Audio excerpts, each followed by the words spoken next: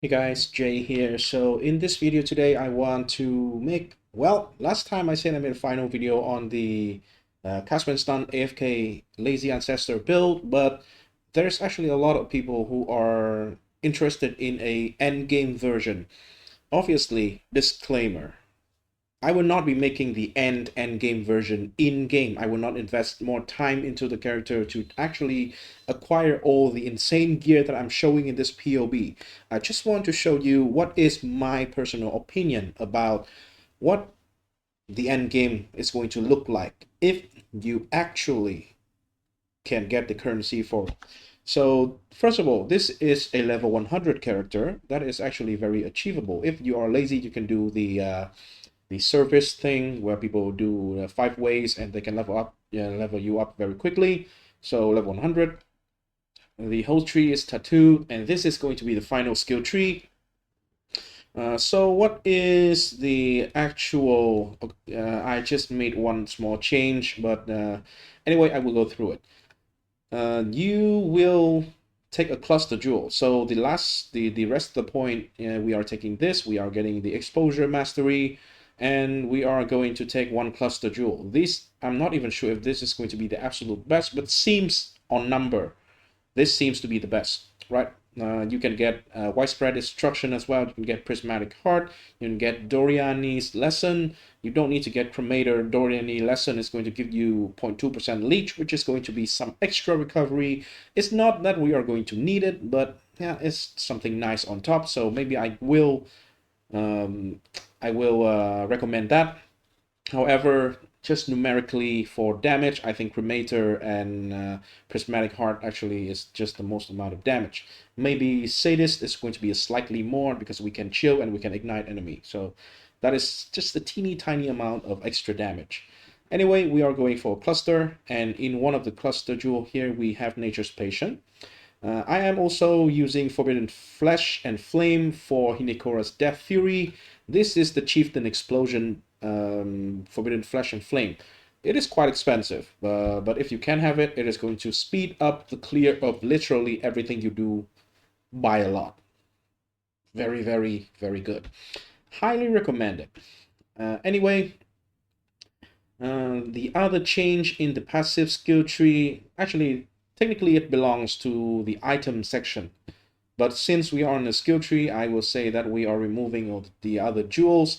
I am not going for the corrupted version of any of these jewels because they can be very hard to find, but Watcher's Eye here, because we are using one single aura in Zealotry, mathematically, as POB suggests, Zealotry is the best damage aura that we can use.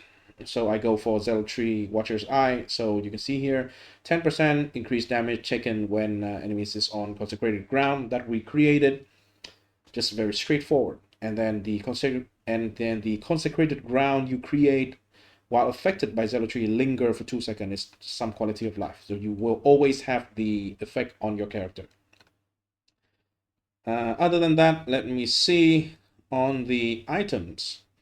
Right, obviously on the skill here, I forgot I should get 23 quality. Let's just do 23 quality on everything.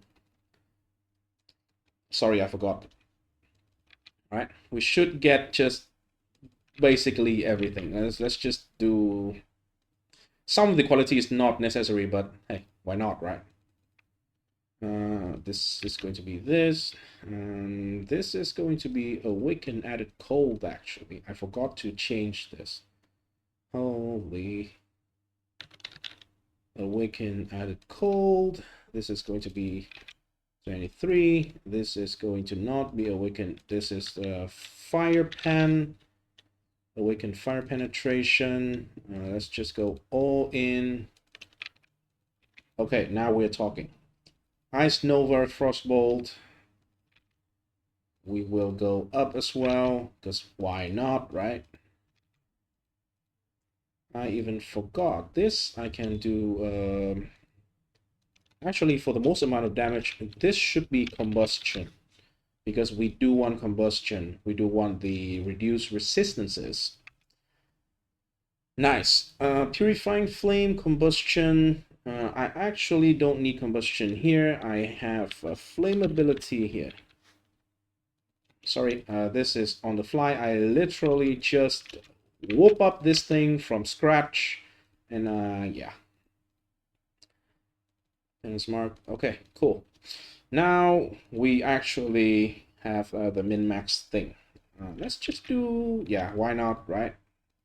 Again, why the hell not?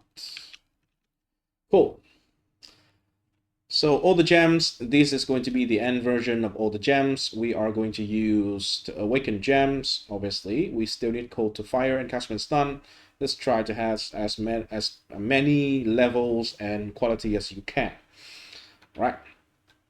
Then mainly on the items. So this is probably the best version that you can have on the scepter. You can craft this one. I don't know how, don't ask me how, but this is going to be the final version. Maybe you can get away with the last modifier, which is the cold resistant, because resistances you can actually balance out in a different way. We have a lot of extra resistances here. We have mage blood, so the flask effect is always on, so we don't need to worry about the resistances from the flask being not consistent, right? It is always up. That is why you can just balance out the resistant. Maybe the resistant there is not needed. Maybe you can do a crafted resistant, 20% cold and fire, or 35% cold or something. There's a lot of things you can do, right? But I just want to show you basically one of the version that is going to be the best. Regardless, it is a +2 scepter. It is going to have a tier 1 spell damage. You can do essence. Maybe it is going to have a suffix of 30% increased fire damage, and it is going to have some spell crit here in order to trigger elemental overload more frequently, so it is more consistent, right? This one actually I should be let me it should have an enchantment of wait a minute, maybe we can do this, right? Increase, let me see if there is anything better. I don't think that there is anything better than simply, yeah, I think the best thing that we can do here is just some spell damage. Okay, so when we can enchant with spell damage, now we're talking. So this is going to be the oscillating scepter, right? Very, very strong item. Giant Slayer helmet. So this is going to be a shaper item. It is going to have a essence modifier of 30% more elemental damage of socketed gems. It is going to have level 20 hypothermia. If you elevate it, you can have level 25, I believe. Not sure. It's going to have flat cold. It is going to have a +2 from veiled and a rate of life regen. Basically, as crazy of an item that I can make. I just input it in here, right? Again, because we have mage blood, we have a lot of resistance, we have less pressure for resistances in gear, so we can do stuff like life regeneration rate. Those are pretty insane. If you look at the life regen, you will see it is 2.7k. If you actually can make this POB in reality, you will have insane amount of life regen. Right? And yeah, Forbidden Flame, I already talked about it. You can have Progenesis, obviously going to boost a lot of tankiness, or you can use the Bottle of Faith as well. For the flask, we are going for obviously the Mage Blood flask, regen, reduce effect of curse. With the Mage Blood, this is going to be 100% reduce effect of curses, so we are immune to curses pretty much.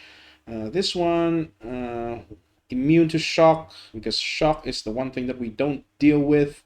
And here we have immunity to bleeding and corrupted blood. There's one thing, now that I remember, we need to go for double corruption in here, actually. So let me corrupt this one more. Cannot be ignited and cannot be poisoned. So this is going to be the best case scenario, right? So you are immune to basically everything. Not basically, but literally everything now, if you are immune to poison from this one here. The Hateful Accursor, You don't need the 50% reduce effect of curse on the ring itself, so maybe you can corrupt it as well. So up to you, right? The focus amulet is insane. Again, everything is insane, right? So we are having +8 level of skill gems here for cold skill gem, +4 to all skill, and +4 to all cold skill. This is reflected focus amulet. I rest my case, right? By the way, there is another version. Let me actually craft a real quick amulet. And what is the other thing of a simplex amulet? So you can have this one, and you can also have, no, actually it should not be a simplex. I forgot, I'm stupid. There is another thing that you can do, because I do think that this is a lot of damage already. This number is way too high, more than we needed. So maybe I think we can get away with crafting an amulet that is a focus amulet. But instead of having just purely damage, you can do +1. This, and then this one, probably the best thing is just going to be the chaos resistances. And we anoint Whisper Doom. Alright, add Whisper Doom. Maybe I will need to... How can I actually reflect this? Maybe I would just need to edit it, right? Edit +2. So let me just 258, and this one I just basically double everything, right? Save and save. So this is going to have a little bit more tankiness, because you have a lot more health. You are losing a lot of damage, but you have a lot more health. So this is probably better to do like harder content, because we can tank more, right? I'm not entirely sure if the +8 amulet is going to be enough to tank some of the endgame stuff, but if you really want to, I would say that this amount of damage is okay. This number is okay. You will feel okay in game, so you probably should go for that. The dragon bats focus amulet, actually I just copy one that is available on the market, by the way, and then I changed the lightning skill gem into cold. So this thing exists, but for lightning, I think, because there's nobody crafting for cold, because lightning gem seems to be the meta, cold is not, so nobody is crafting for cold. Yeah, it's not just readily available. So if you want to go crazy, you will need to do it yourself, or you can settle for like a reflected +2 with life and stuff like that. Yeah, but in the end, you should go for something this insane. Is there anything that I can do? By the way, in terms of priority for upgrade, right? You should go for Mage Blood first, obviously. Mage Blood is just an insane item, just probably the best item in the game. So just go for Mage Blood for insane consistency and power. And then from then on, you should probably get all the gems upgraded. And then you can fish for the Brass Gnome +4. Craft the Scepter, and then worry about the rest, right? This one is probably the last one you should do, because this amulet is probably the most, no, it is the most expensive thing that you can do. All right, so oh, I forgot, before the amulet, by the way, you should definitely try to get the Forbidden Flesh and Flame. The Chieftain Explosion will basically turn the build into something else in terms of clear. So anyway, that's everything. This is the POB. Obviously, I will leave the POB link in the description. In fact, I will do it now. So yeah, copy, and I will put it in the description of the video. So thanks for watching. I hope you enjoy if you are pushing this build. By the way, just a little bit of a sneak peek on what I am planning to do. No, actually, I should be showing it in here, actually. Saved. Okay. Wait a minute. I think I probably forgot. I should have...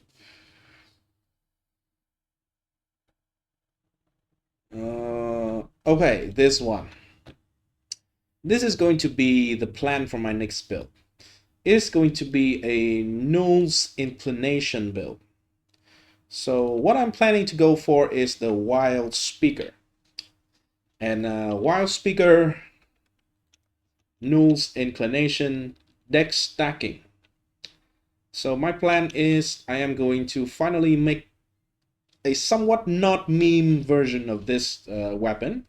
I was always, like for the last, I don't remember exactly how many years, but it feels like the Null's Inclination, this bow seems to be in the game since forever, and I've never successfully make a playable build with this one. Hopefully this is going to be the time. I do have pretty high hope for it, because this time with the Ascendancy we can stack decks. With this quiver you can have damage for the decks, and with the Ascendancy, this one you have some extra scaling for dexterity. So every 5 dexterity is going to give 1% damage from here, 1% damage from the bow. You see the last line, some extra from here, and you can obviously use some other deck stacking stuff, like for example light from this one, and yeah, so on and so forth. So this is going to be my idea, and I will try to make it work. Maybe I can use SNF's helmet to trigger. I'm thinking, right? So I'm thinking between... Actually, I think the best setup is probably just Dark Pack and Skeleton. That is going to probably be the easiest and most obvious thing. But we can do Body Swap or Sacrifice as well. That is a minion skill. Body Swap is a minion skill. Body Swap and Sacrifice is a minion skill. So I'll see. I will test both setup and see in the end what should we be doing, and what is the optimal way to actually build the character. Hopefully it's no longer a meme. Hopefully. Right? So anyway, thanks for watching, and yeah, I hope you enjoy. Stay tuned for more builds. It's weird, right? I am often making weird builds, but hopefully it worked out. So, peace. Like and subscribe, please.